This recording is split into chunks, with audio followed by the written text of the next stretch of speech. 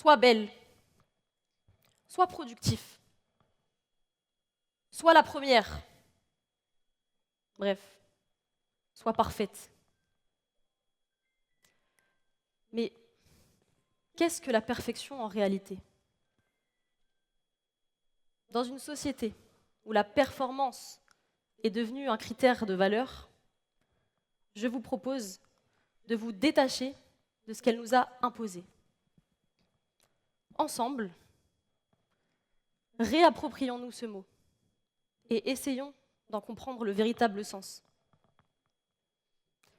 Nous sommes sûrement tous d'accord pour dire que la perfection est inatteignable.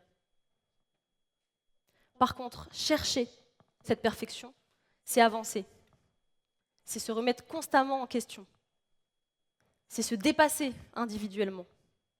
Et c'est ce cheminement-là que je défends aujourd'hui.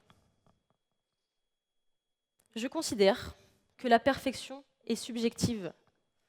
Elle est propre à chacun, en fonction de ses goûts, ses exigences, ses aspirations, mais aussi de son environnement. Et elle est relative au temps. Chercher la perfection ne signifie pas prétendre l'atteindre.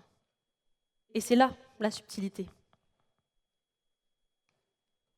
Toujours chercher cette perfection permet de rester continuellement stimulé, que ce soit intellectuellement, créativement ou sportivement. L'humain se dépasse quotidiennement. Je le vois tous les jours avec les patients que je prends en charge. Je suis professionnelle de santé et je suis fière lorsque je vois mon patient paraplégique qui se bat pour retrouver un peu plus de mobilité et d'autonomie. Les accompagner afin de les aider à rechercher leur propre perfection prend alors tout son sens.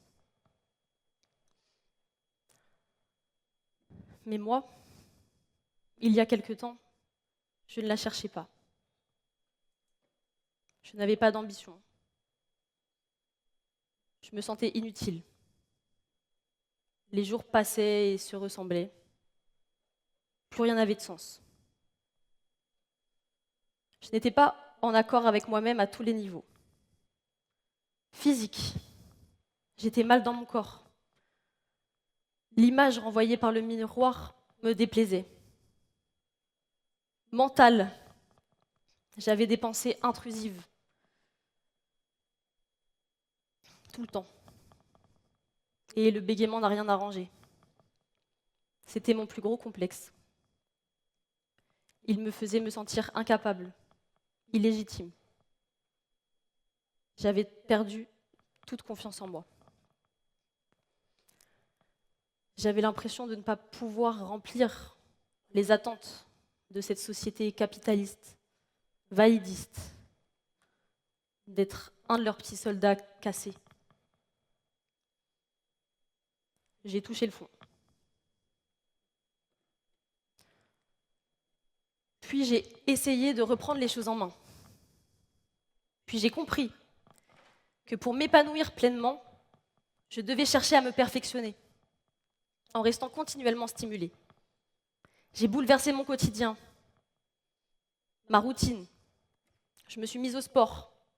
J'ai changé mon hygiène de vie. Alors, je n'avais plus peur de l'échec. Je me suis contentée d'agir, de dépasser mes pensées limitantes. Si je n'avais pas cherché cette perfection, je peux vous affirmer aujourd'hui que j'aurais des regrets. On aurait tout intérêt à chercher à être quelqu'un de meilleur, d'abord pour soi, mais aussi pour les personnes qui nous entourent. On aurait tout intérêt à ne pas se reposer sur nos acquis, ne pas se contenter de ce que l'on a produit. Certains diraient qu'on ne devrait pas se mettre autant de pression et se satisfaire de ce que l'on a, car la perfection est inatteignable. Mais c'est une pensée limitante, par peur de l'échec. Il serait dommage de vivre en exploitant seulement une partie de nos capacités. Il faut simplement veiller à se satisfaire de ce que l'on a déjà acquis, tout en cherchant à l'améliorer davantage. Il y a une phrase que j'aime beaucoup de George Fisher. Quand vous recherchez la perfection, vous découvrez que c'est une cible mouvante. Donc cherchez, cherchons. C'est ce que je fais aujourd'hui, à cet instant même. Mon chemin vers la perfection, ce n'est pas d'avoir une parole fluide, mais de dépasser mes peurs, de parler en public, tout en travaillant mon éloquence.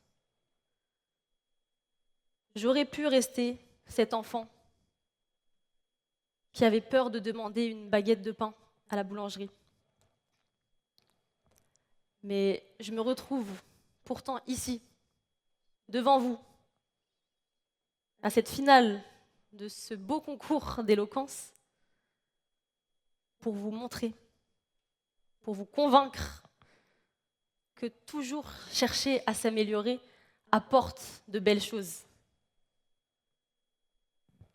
Alors, j'ai bien fait de la chercher.